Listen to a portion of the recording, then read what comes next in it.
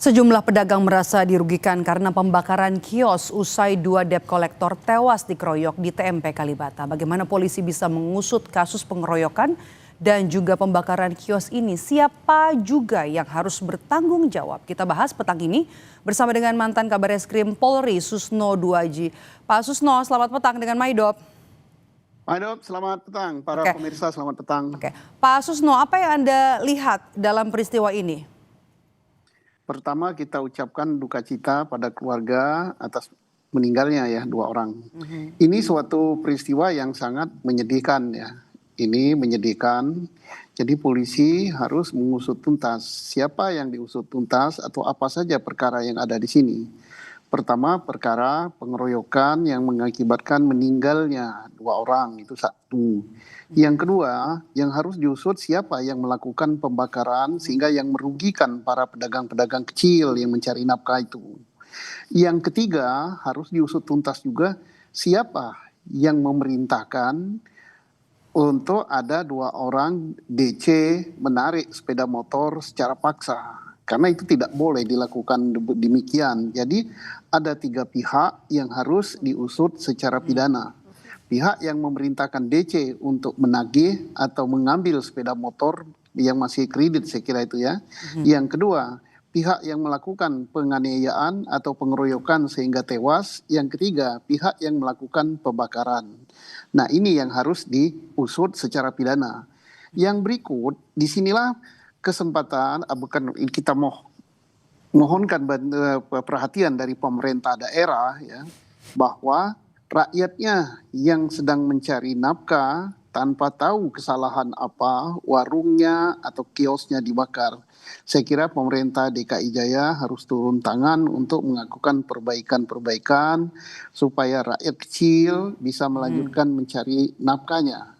Yang berikut, yang lebih makro lagi, terjadi hal seperti ini bukan baru sekali ya, adanya debt collector yang menimbulkan keributan, yang menimbulkan korban jiwa, penganiayaan, kemudian lain-lain.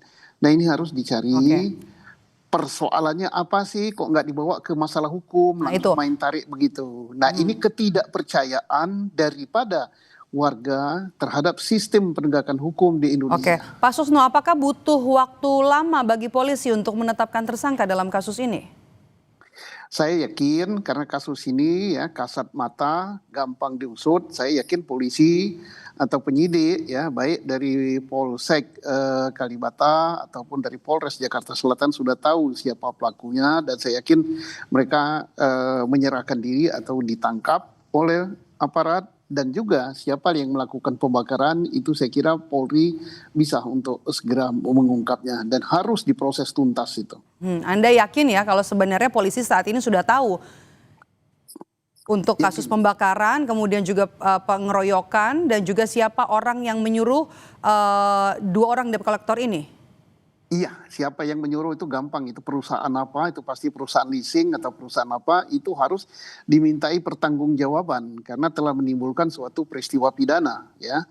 Yang kedua, yang tadi saya katakan siapa yang melakukan pengeroyokan itu tidak benar juga, walaupun dengan alasan bahwa sepeda motornya ditarik, tapi tidak boleh melakukan kekerasan seperti itu.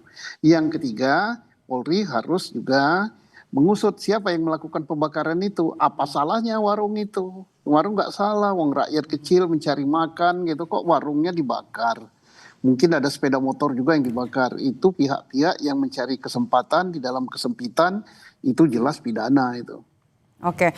Kalau kita lihat fenomena debt collector ini sampai bisa terjadi kekerasan dan sampai ada nyawa yang melayang dalam penagihan utang. Iya. Ini harus dicari jalan keluarnya. Ya mengapa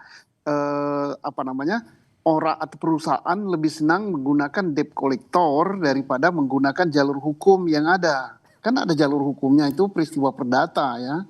Tetapi kenapa kok digunakan jalur seperti ini? Nah ini salah satu petunjuk ketidakpercayaan daripada para pengusaha terhadap penegakan hukum di Indonesia. Nah ini apa jalan keluarnya kalau ada orang nunggak seperti itu, harus diapakan gitu. Jadi jangan sampai nanti cari jalan pintas.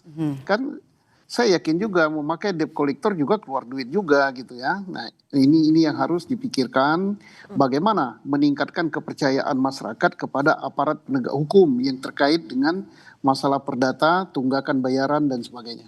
Oke, kecepatan polisi dalam menangani kasus ini menurut Anda dari malam terbakar sampai dengan sore hari ini belum ada penetapan tersangka, sudah pas atau cenderung lambat sebenarnya?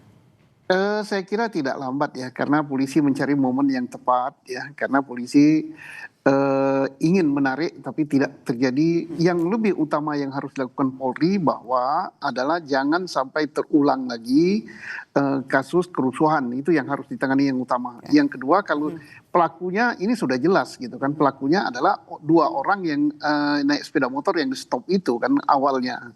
Nah, dari mana cara mencarinya? Tinggal mencari debt collector ini digunakan oleh perusahaan leasing yang mana. Nah, perusahaan leasing itu nanti ditanya siapa yang nunggak, yang disuruh tagih itu siapa. Nah, itulah orangnya kan. Orang yang pertama melakukan peristiwa penganiayaan. Yang kedua baru yang mungkin yang harus diusut lebih lanjut ya, memeriksa saksi-saksi pemilik warung adalah siapa yang membakar warung itu. Baik, kita tunggu perkembangan dari Polres Jakarta Selatan. Terima kasih sudah bergabung bersama kami, mantan Kabar Reskrim Pak Susno Duaji. Sehat selalu Pak Susno. Terima kasih Mbak Dut.